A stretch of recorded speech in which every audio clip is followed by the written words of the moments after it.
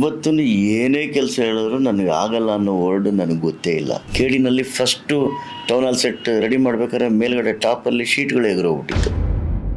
40,000 beer bottle ಇಟ್ಕೊಂಡು ಬರೀ beer ಬಾಟ್ಲಲ್ಲಿ set ಹಾಕಿದ್ದೀನಿ ಒಂದು ಐಟಮ್ ಸಾಂಗಿಗೆ. ರವಿ ಸಾರು ಸೆಟ್ಗಳಿಗೆ ಖರ್ಚು ಮಾಡಿರೋಷ್ಟು ದುಡ್ಡು, ಅವ್ರು ಹಾಕಿರೋಷ್ಟು ದುಡ್ಡು ಇವತ್ತು ಅಭಿಮಾನ್ ಸ್ಟುಡಿಯೋದಲ್ಲಿ ಆರ್ ಆರ್ ನಗರ ಅಂತ ಏನಿದೆ, ಅರ್ಧ ಆರ್ ಆರ್ ನಗರ ತಗೋದಿತ್ತು ಅವರು.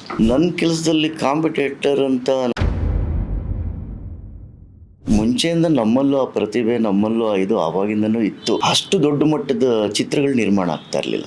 ಅಣ್ಣವ್ರ ಜೊತೆ ನಾನು ಶಬ್ದವೇದಿನಲ್ಲಿ ಅಸಿಸ್ಟೆಂಟ್ ಆಗಿ ಕೆಲಸ ಮಾಡಿದೆ. ವಿಷ್ಣು ಸರ್ದು ಒಂದು ಬಳ್ಳಾರಿನಾಗ ಅನ್ನೋದಕ್ಕೆ ನಾನು ಇಂಡಿವಿಜುವಲ್ ಆರ್ಟ್ ಡೈರೆಕ್ಟರ್. ಆಮೇಲೆ ಅಂಬರೀಶ್ ಸರ್, ಶಿವಣ್ಣ ಅವ್ರದ್ದು, ಅಪ್ಪವ್ರದಂತೂ ಒಂದು 5 6 ಸಿನಿಮಾ 7 ಸಿನಿಮಾಗಳು ಮಾಡ್ಬಿಟ್ಟಿದ್ದೀನಿ. ನಿಮಗೆ ಆಗಿನ ಕಾಲದಲ್ಲಿ ನೀವು ಹಾಕ್ತಾ ಇದ್ದ ಒಂದು ಆರ್ಟ್ ವರ್ಕ್ ಇಷ್ಟ ಆಗ್ತಿತ್ತಾ, ಅಥವಾ ಇವಾಗ ತುಂಬಾ ಲೇಟೆಸ್ಟ್ ಆಗಿ ಬರ್ತಾ ಇರುವಂತ ಆರ್ಟ್ ವರ್ಕ್ ಇಷ್ಟ ಆಗುತ್ತಾ? ಈಗ ಅಪ್ಡೇಟ್ ಆಗಿದ್ದೀವಿ ಅಷ್ಟೇ. ಅವಾಗಿಂದು ಸೆಟ್ಗಳು ನಮ್ಗೆ ಏನಾದ್ರು ತುಂಬಾನೇ ಕಷ್ಟ ಆಯ್ತು ಹಾಕೋದು. ಈಗ ಏನಂದ್ರೆ ಇಮ್ಯಾಜಿನ್ ಕೆಲಸ ಇದೆ, ನಮ್ಮ ಥಾಟ್ಸ್ ಏನಿದೆ ಅನ್ನೋದನ್ನ ನಾವು ಕೊಟ್ಟು ತಗೋಬೇಕು.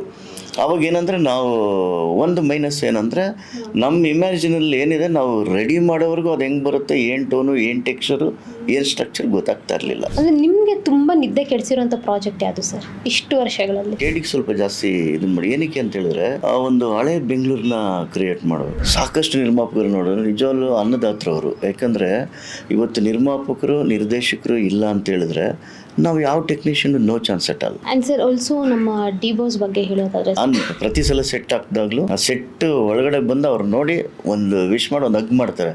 ಅದಕ್ಕೋಸ್ಕರ ನಾನು ಸೆಟ್ಟಲ್ಲಿ ಅಲ್ಲಿವರೆಗೂ ಕಾಯ್ತಾ ಇರ್ತೀನಿ.